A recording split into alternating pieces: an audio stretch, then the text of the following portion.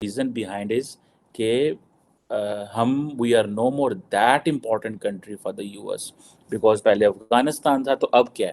یاد رکھیں گے منصوبے سے کراچی کو پہلے مرحلے میں روزانہ 260 ملین گیلن پانی کی سپلائی میسر ہوگی. مارچ کی ماہانہ فیول پرائس ایڈجسٹمنٹ کے تحت ڈسکوز کے صارفین کے لیے فی یونٹ بجلی کی 1 ماہ کے لیے 79 پیسے مہنگی کر دی گئی ہے. گزشتہ 1 سال سے ملکی معیشت کی چولیں ہلا دی ہیں. غیر یقینی صورتحال کے باعث تاریخ کے بدترین بحران کا سامنا ہے. 16 ارب dollar worth zero current account deficit ہم کہاں سے پورا کریں گے؟ امیجن کریں کہ انڈیا کے جو ریزرو بینک آف انڈیا کے جو گورنر ہیں شکتی کانتا داس صاحب، وہ اگلے دن میں ان کو پڑھ رہا تھا، دیکھ رہا تھا، وہ کہہ رہے تھے کہ جو ہماری اکانومی ہے وہ 7% پہ گرو کر رہی ہے.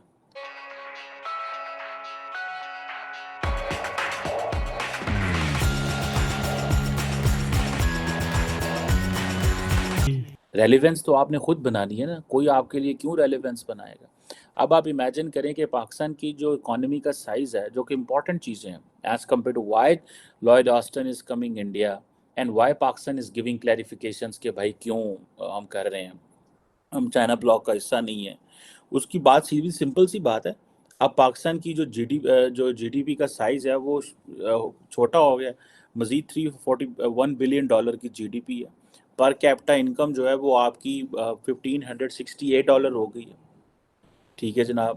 اور تقریباً پاکستان کی جو اکانومی ہے وہ $34 بلین چھوٹی ہوئی ہے. مینز کہ یہ 40 اور 70، یہ 370-75 بلین ڈالر کی اکانومی تھی جو شرنک ہو گئی ہے، شرنک کر گئی، اور یہ 9% نیچے آئی ہے. لوگوں کی اوپر جا رہی ہیں، ہماری نیچے جا رہی ہے. آپ اور ایون کہ ایگریکلچر سیکٹر اور بہت ساری چیزیں وہ بتا رہے تھے.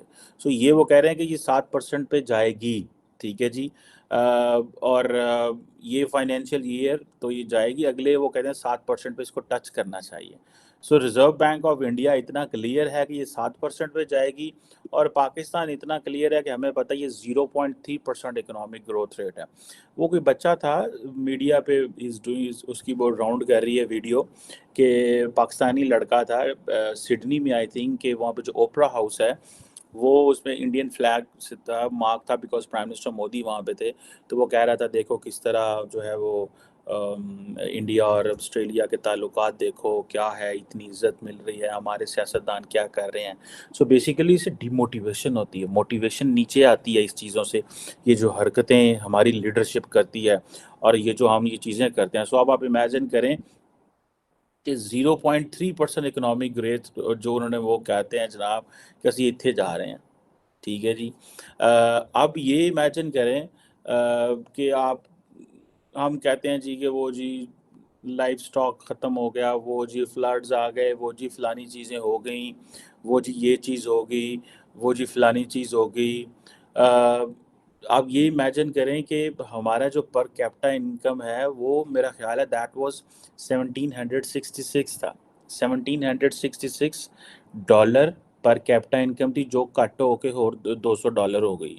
مطلب 1766 سے وہ 1568 پہ آ گیا. $200 اور جو ہے وہ ایک پاکستانی کم کما رہا ہے. پاکستان کی 75 سالہ تاریخ میں پہلی بار معیشت کے ہر شعبے کا پھٹا بیٹھ چکا ہے. شرح نمو انتہائی سست ترین ہے. مہنگائی 58 سالہ تاریخ کی بلند ترین شرح 36.4% پر پہنچ چکی ہے، اور شرح سود 21% کی ریکارڈ سطح پر ہے. ایکسپورٹس اور ترسیلات زر مسلسل کئی ماہ سے گراوٹ کا شکار ہیں، جس کی وجہ سے اسٹیٹ بینک کے زر مبادلہ کے ذخائر تشویشناک حد تک گر چکے ہیں. روپے کی مقابل ڈالر کی قدر تاریخی حدوں کو چھو رہی ہے، جس کے نتیجے میں حوالہ ہنڈی کا کاروبار پروان چڑھ رہا ہے، اور یہ تیزی سے پروان چڑھ رہا ہے. وہ ہمیں معاشی تباہی کی طرف آلموسٹ لے گئے ہیں. اب یہ کہنا کہ معاشی تباہی نہیں آئی ہے، یہ ہم لوگوں سے جھوٹ بول رہے ہیں. تو آپ لوگ جو ہیں وہ لوگوں کو بلا وجہ کے لارے دے رہے ہیں. اس معیشت کے اندر آپ کے سسٹم میں جان نہیں ہے، اور یہ اس طرح نہیں چل سکتی. مگر جو آپ نے سارے باتیں کی ہیں، پبلک اکاؤنٹس کمیٹی کی بات کی ہے آپ نے، مگر جو بات آپ ہم لوگ سمجھ نہیں پا رہے ہیں کہ 2% آبادی کی گروتھ اور مائنس کی گروتھ ہے آپ کے ساتھ، اور 45% کی آپ کے پاس اس وقت انفلیشن ہے، تو میں صرف آپ کو یہ شارٹ میں یہ کہہ سکتا ہوں کہ نہ آپ کا اس وقت آپ کا جو آپ کے قرضہ جات ہیں ان کی جو ویلیو ہے وہ 57 کھرب روپے ہے، جس کا انٹرسٹ کاسٹ جو ہے وہ آپ کا تمام ریونیو کھا جائے گا۔ تو اب یہ بات نہیں ہے کہ پاکستان کو ترقی کی راہ پہ کس طرح چلانا ہے۔ اب اس وقت جو ہمارے سامنے سوال ہے وہ یہ ہے کہ پاکستان کو بالکل باٹم لائن کی تباہی سے کیسے بچانا ہے۔ تو مگر آپ لوگ بہت زیادہ اہمیت دیتے ہیں ان بیانات کو جو یہ آپ کے پولیٹیکل لوگ دیتے رہتے ہیں یا وزیر خزانہ دیتے رہتے ہیں۔ آپ اس بات کو ریئلائز کریں کہ ان کے بس کا کام نہیں ہے، نہ کوئی چیز ان کے ہاتھ میں ہے۔ تو یہ معیشت ایک بڑے آرگنائز طریقے سے نیچے گر رہی ہے۔ اور آخری بات میں یہ کہنا چاہتا ہوں مسعود صاحب کہ پاکستان کی معیشت کو ہم کمپیئر کرتے ہیں Nawaz Sharif versus P T I versus People's Party, یہ ہماری بدقسمتی ہے۔ آپ کمپیئر کریں انڈیا کے ساتھ اور بنگلہ دیش کے ساتھ۔ انڈیا کو 2002 میں اور پاکستان کو 2002 میں دیکھیں اور پاکستان کو 2023 میں دیکھیں تو 20 سال میں جو ہمارے 4 دور رہے فسکل اکاؤنٹ کی بک بیلنس ہو رہی ہے۔